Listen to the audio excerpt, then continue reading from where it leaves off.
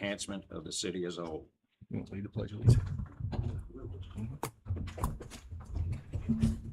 I pledge allegiance to the flag of the United States of America and to the republic for which it stands, one nation, under God, indivisible, with liberty and justice for all. Couldn't get it past that. Commissioner Parrish. Commissioner Lawson. Here. Commissioner Peters. Commissioner Sutherland. Here. Commissioner Raymond. Here.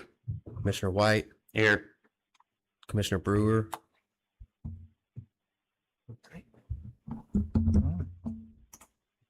Is there any adjustments to the agenda or anything? Okay. Can I get a motion for the approval of the minutes? So moved. I'll second. All in favor? Aye. Just go back and get approved the agenda. Can I get a motion to approve the agenda? I'll make a motion to approve the agenda. I second. All right. All in favor? Yeah. Aye. Anything on architecture review? Okay. New business, number 3. Kirk and Dalla Hartzell have filed an application requesting a variance from the zoning ordinance Article 3.4.8 to allow a covered patio within 18 feet of the rear property line. The property address is 756 Cherry Hill Drive. The tax parcel number is 067P-0-35-055.000. The property is in a R10 zoning district. The setback for the residents from the rear property line is 20 feet. The variance requested is 2 feet. The case file number is 202-600-579. All right, y'all. The applicant is not here today. They had a long scheduled vacation, but that's all right. It's a pretty simple variance. Application starts on page 6. And as you can see on pages 9 through 14, that is all our proof of publication and notice to the adjacent property owners and notice on site.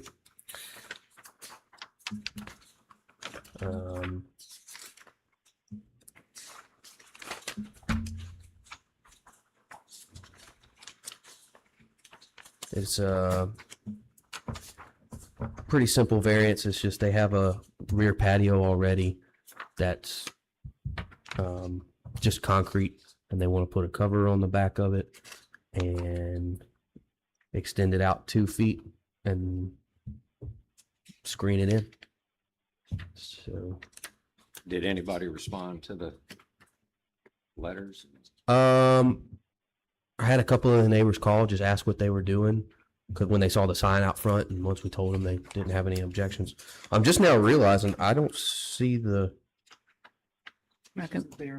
drawings in here, but I don't know why they didn't get put. I don't know why I didn't get them in there, but I have them in here. My bad on that, y'all.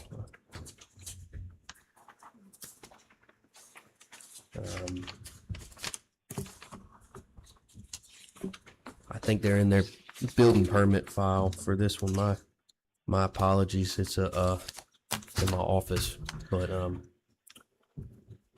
I can go grab them if y'all need. So the cement slab's already there. They just want to screen it in and everything. They're going to extend the slab a little bit. Okay. Yeah, because they have an existing porch. Kind of want to extend it out and screen it in, just make the porch a little bigger. But it'll be 18 feet from the rear property line is what they're proposing. Not encroaching on any other sides, and it's the golf course behind them. So, And so the total variance is just 2 feet? yes, 2 foot of total variance. And just to clarify Mr. White's question, you did receive some phone calls with questions, but you've not received any emails or objections or letters objecting to this? That's correct. Okay. That's correct.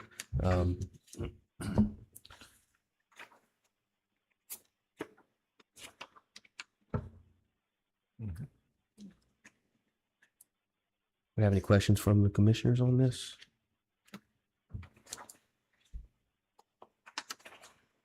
No, I think I don't have any. Okay.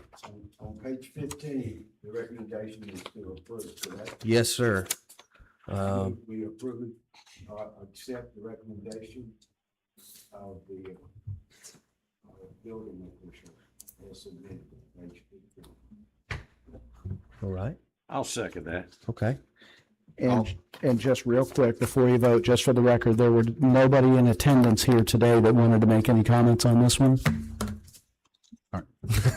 All in favor? Aye.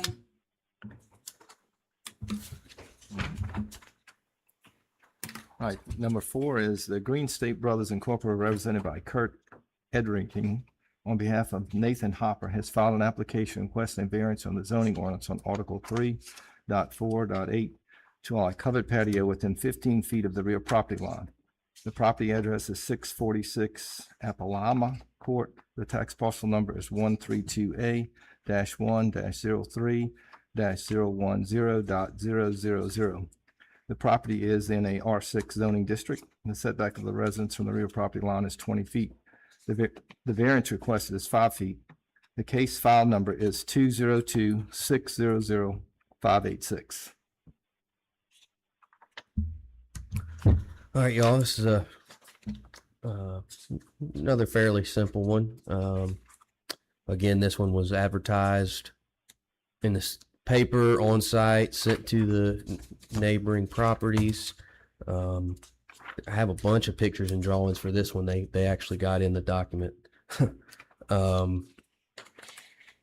Page 21 shows the proposed location of the addition, and the following pages show the concrete for the pool deck. They currently have a permit to put a pool in. The applicants are here if you have any questions for them, if y'all like.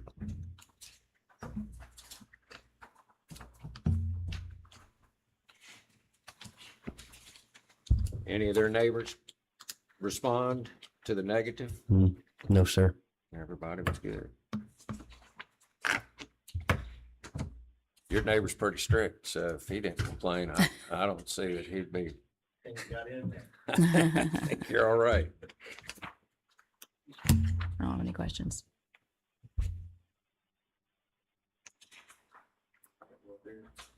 If there's no questions, our staff report on page 30 is also to approve this for the findings of fact there, A through H.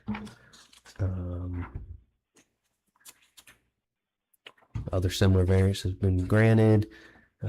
Still a 15-yard rear, 15 feet, rear yard setback.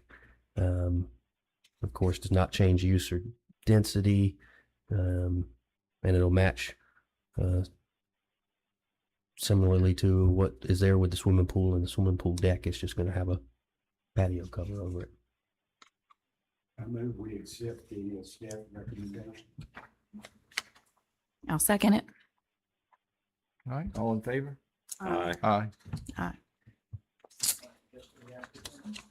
That will go on the council agenda for final approval, and that is next Tuesday, correct? Yes. Yeah. On the 1st, correct. Number 6, discussion of potential future rezoning. Oh, they want to just skip your number 5 completely. Oh, I'm sorry. Let's go back to 5. I am moving along. That's It's probably, 5. hey, that's a great idea. All right, let's go back to number 5. Let's go back. The city of Diamondhead will hold a public hearing on proposed text amendments to the zoning ordinance Article 7. The proposed text amendments would be regarding development permits, land clearing, and trees. The case file number is 202-600-595. And so the first thing, Commissioner Raymond, is if you'll open a public hearing for any comments, and then if there are some, we'll hear them, and if there are none, then you can close the public hearing. Okay, we'll open now for any public comments. Are there any? Going once, going twice, going 3 times. All right, we'll close this public hearing on this. All right, now we'll hear from Bo and his thoughts, and where he's at in the process. All right, y'all. We were tasked by the city council to hold a public hearing on, regarding land clearing, development permits, timelines for building, after development permits, after lots cleared, timelines for building homes on them, and things of that nature. I've talked to a few neighboring communities here on the coast to see ideas that they have implemented to help in this regard. One of the options that some of them do is that a development permit, clearing permit, is good for 30 days. So you have 30 days to clear your lot, because if you don't, you have to renew it, and you have it for 30 days. Because most people, if they clear a lot, they hire a crew and they're in and out in a few days. But some people may hold a permit and want to not get the work done, and it be a constant battle with erosion control and tracking and stuff. So that's one thing that other jurisdictions do. And another one is, of course, as y'all know, we have a tree ordinance, and one option would be that for protected trees, even if they're in the footprint of the house, some of the neighboring communities and jurisdictions, rather than just approving it because it's in the footprint of the house, they require that whatever the inches of the tree, so say you have a 24-inch live oak tree that has to be removed because it's in the center of the lot, they require the developer or the homeowner, whoever, to provide the funding for, say, 4 6-inch live oaks to be planted somewhere, either on their property or another property or city-owned property, a park or something like that. So that's another way, kind of, sort of, because I know I talked to Bay St. Louis about it, and they do it as a kind of like a bank like that, because of course you don't want to plant a tree in the middle of August when we haven't had rain for a month. You can't do it. So what they'll do is they'll get the money from the tree mitigations, and then during the winter time get the public works to plant some trees, use that money, go buy some trees. So that's another idea to help out with this tree clearing and lot clearing.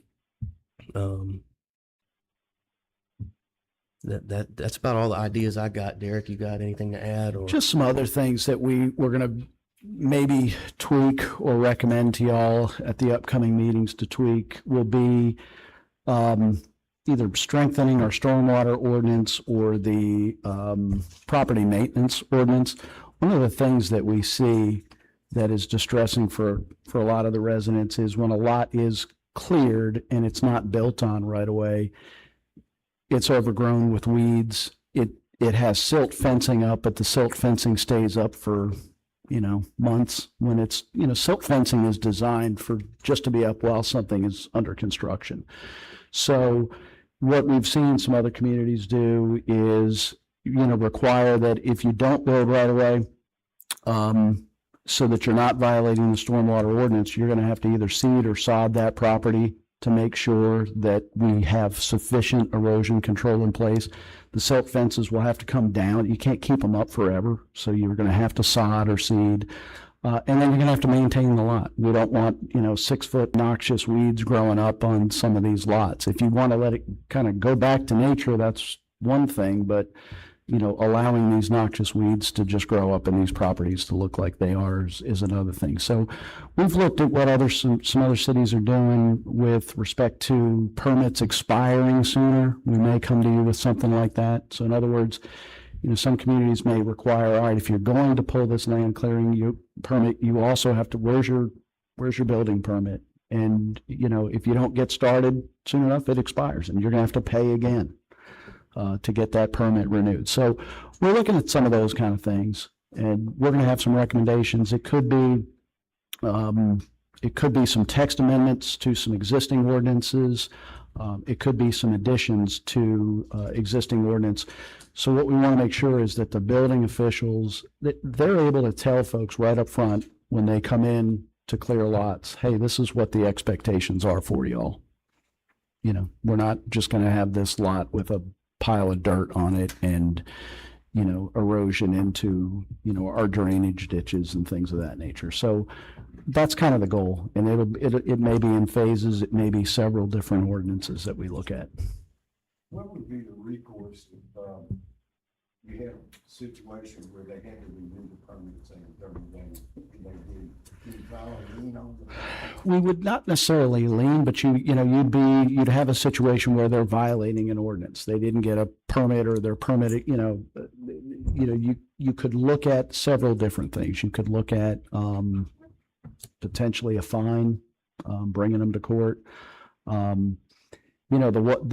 You're right. The situation might be that someone lets that permit expire and they just never come back in. I mean, so what's our recourse? That's something we want to think about. What would be some of those options? Right now, your permit expires.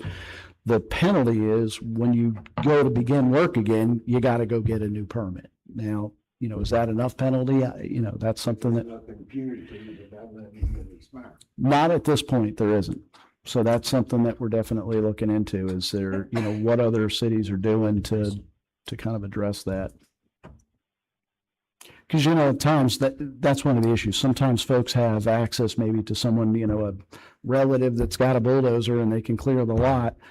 And they're just doing that with the intention of selling it. They maybe not have an intention to build on it. How do we address that? Can we prevent that? If we allow it, can we require, that sod or that, seeding of the lot?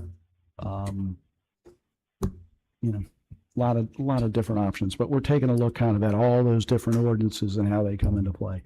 You'll recall the last time we talked about tree ordinance and development permit was one of the things that we wanted to do was, the feedback we got from the residents at the time was that the tree ordinance by and large is working now. It's doing what it's supposed to do. And we've got that penalty phase for it, but we're trying also to get those, when people come in and get those permits, we're trying to make sure they're posted on the property. So everybody knows, hey, these people have, or, they followed the rule. And if you don't see a permit, well, chances are they didn't follow the rules.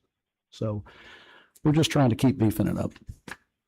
Does that apply to, someone making a development? Developing these, Like a subdivision you're talking about? like the one up on Diamondhead. Mhm. That road in the end, it's probably been over a year. Mm-hmm. It possibly could. Yep. Water tower. Yeah, I know with that one, they've been working on it here recently because they shut the road down a couple weeks ago, maybe to tie the water in. It's been a while since they've done. The only thing with a development like that, putting infrastructure in for, a subdivision, that's of course going to take, longer than 30 days. So we'd have to try to figure out a way with that. I know with our, Reasonable time. I know with some of our building, like a building permit for your house, it doesn't. That would be a different permit to put in Yes. subdivision Yeah, for I- residents. Absolutely. I would kind of think, because for our typical building permits, houses, repairs, stuff like that, the permit's expired. If you don't do anything within 6 months, the permit's expired. So if somebody starts building the house and they stop working on it for whatever reason for 6-8 months, they have to come back in and get a new permit. So So what about, does anything exist currently that addresses this? In terms of a timeline for completion, mm-mm. not that I'm aware of, but it's certainly something we can look at. I mean, we can, because once they start moving dirt, there should be some progress and some continual progress. And that's something, one of the things they've done with some of these more recent subdivision, they're doing them in phases. So you're seeing some kind of initial work done, but they're focusing on phase one. They may not have even gotten the final plat approval on phase two, but yet some preliminary stuff was done. But we could certainly look at it, putting a timeline, on those things. Once you clear it, there is a potential for erosion. There's a potential for, filling up those storm drains. Absolutely. All of that stuff. And the longer it sits, the more the potential becomes reality. Absolutely. Yeah, I know with those subdivisions, they've been going on, like you said, for a year or so at least, and we have to monitor them pretty regularly, to make we actually require them to send us monthly reports as well, showing that they have addressed what work is being done and then addressing stormwater issues. Yeah. Yeah, I know I think the one off of West, I know they have the water and sewer and storm drain, I think almost all completed. So, yeah, so there was some halt for a minute, but they're working on it actively now. Are the power companies doing underground wire for all of the new developments? I don't know if that's a requirement from Coast, but that's what they're doing Okay. in all these. I haven't seen any overhead, so. Okay. From what I've seen, it's all underground with. I haven't driven back in any of them. I was just I curious. think it's all underground utilities. Okay, good. I thought at one point they were requiring even for if you had a new house that you had to be underground at I wish least to they your would. house, but I'm Is not. that something we can do? I don't know because I don't think we have jurisdiction over Coast Okay. Electric in that aspect. Yeah. I hate the overhead. Hurricanes love it. I know it would save a lot of money if it was They do. underground. Yeah. Look a lot better. So be looking for that. We'll have some recommendations in the coming months on that. All right. All right. Number 6, discussion of potential future rezoning. All right. This is the one that you were excited to get to, and you wanted to totally skip over Bo's Skipped thing. over 5 and went right to this. So this is just, as we've updated you all the last couple of months, we're getting the final touches on the first applications for rezoning. You're going to see properties that are going to be along, the new Park 10 extension that the city just spent a lot of money to put in. Noma Drive, maybe this parcel of property that's adjoining City Hall here. It looks like we've got some buy-in from those property owners. They like some of the the Aloha District options that we've looked at, and so we're final. Those are going to be joint applications from the administration and from these property owners, and we'll have public hearings on them. You'll see hopefully we'll have a lot of participation, as I said at our last meeting, from residents. Anybody that's adjoining these properties will be getting notices of what's happening and why, and we're going to follow our zoning ordinance. We're going to follow the comprehensive plan. All that work that we did when we put together the future use maps with Orion Planning, we're putting it all actually on the paper. So we're putting those districts into play to hopefully encourage some really smart and good development in and around the commercial district. So hopefully September, if we can meet our advertising deadline, if not at the October meeting, but we're getting very close on those. All right, well, let's state that the next city council meeting is Tuesday, September the 1st, 2026. And the next planning commission meeting is Tuesday, September 22nd, 2026. And now we'll take your motion. Mr. Chairman, I move we adjourn. I second that. All in favor? Aye. All right. All right. Sorry about skipping number 5 there. Check on it. It was gonna be boring.